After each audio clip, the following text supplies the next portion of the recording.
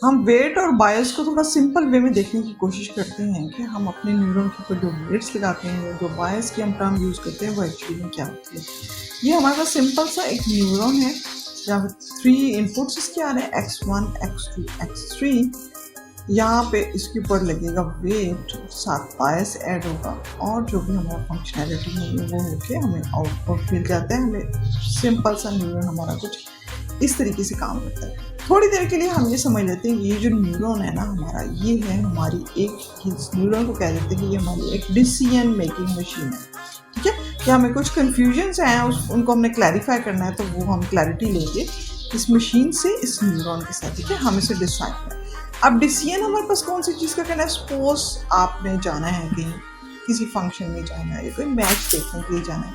आपके पास जहाँ पे ना 2 कंडीशंस आती हैं। आप कहते हो कि अगर वेदर गुड है तो मैं जाऊँगा और अगर बैड हुआ तो नहीं जाऊँगा, या फिर अगर दोस्त मेरे साथ जो है जा रहा हुआ उससे मैं बात करूँगा, अगर वो मेरे साथ जाने के लिए राज़ी है तो फिर मैं जाऊँगा, अदरवाइज नहीं जाऊँगा।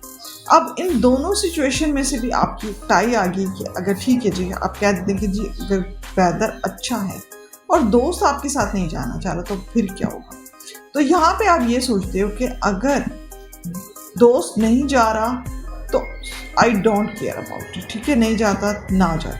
लेकिन अगर तब भी मैं, अगर दोस्त नहीं जा रहा यानी तब भी आप कहते हो कि मैं चला जाऊँगा, लेकिन अगर वेदर सही नहीं है तो फिर मेरी ये प्रॉब्लम हो जाएगा, तो बैड वेदर की कंडीशन में बिल्कुल नहीं जाएगा। अब इन दोनों कंडीशन में से ना आपने वेट अप्लाई करने हैं पर कि इन दोनों के इसको प्रायोरिटी आप किसको दोगे। ठीक है, तो आप कह देते हो कि जी बैड वेदर जो है ना वो मैं बिल्कुल अफोर्ड नहीं करता, इस मामले में बहुत लेजी हूँ, तो मैं उसके ऊपर वेट मैं ज़्यादा लगाता हूँ, यानी उसकी वैल्यू हम ज़्यादा दे देते हैं एज़ कम्पेयर टू सेकेंड जो पैरामीटर हमारा जो था, हम कहते हैं कि दोस्त वाली थी, उसको हम प्रायोरिटी नहीं दे रहे बल्कि हम यहाँ पे वेदर को प्रायोरिटी दे रहे हैं। ओके, तो हमने क्या करेंगे, जो कुछ वेट जो होते हैं वो एक्चुअली में हमारे रियल नंबर्स ही होते हैं, तो उन रियल नंबर्स में हम अपने वेदर को जो है ज़्यादा बड़ा नंबर देंगे एज़ कम्पेयर टू कि सेकेंडली जो आपका पैरामीटर होगा, जो उससे कम पे थर्डली जो हमारा पैरामीटर होगा। इस तरीके से हम जो है डिसाइड करेंगे। तो अब साथ आपने जो है एक और हम वर्ड यूज़ करते हैं कि थ्रेश होल्ड भी आपने को चूज़ करना है। सपोज हम यहाँ पे थ्रेश होल्ड एक चूज़ कर लेते हैं 5 का।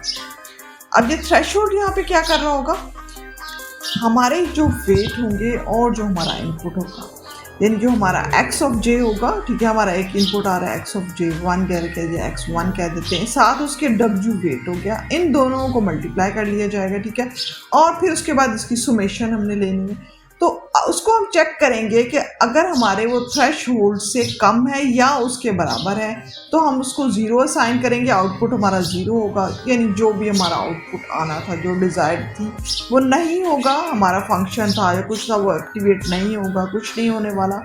लेकिन अगर जो है हमारे जो है वेट और हमारा इनपुट जो जा रहा है उसका प्रोडक्ट लेके उसकी समेशन जब लेंगे हम, सारी जितनी वैल्यूज़ होंगी वो अगर हमारे थ्रेश होल्ड की वैल्यू से बड़ा आ जाता है तो इनपुट आउटपुट हमारा 1 होगा। तो हम कह सकते हैं कि अगर हमारा आउटपुट 1 आता है तो फिर हम जो है वो ट्रिगर हो जाएगा, फायर हो जाएगा और हमारा जो है वो काम करेगा।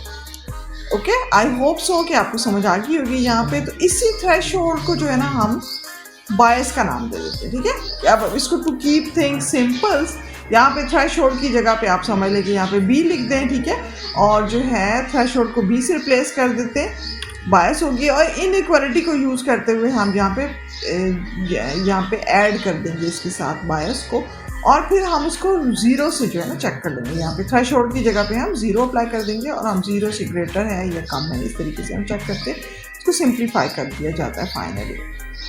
अब सिंपल क्वेश्चन था आपका, तो सिंपल से मैंने इसका आंसर ये दिया है कि ये होगा, लेकिन definitely simple things are not so simple.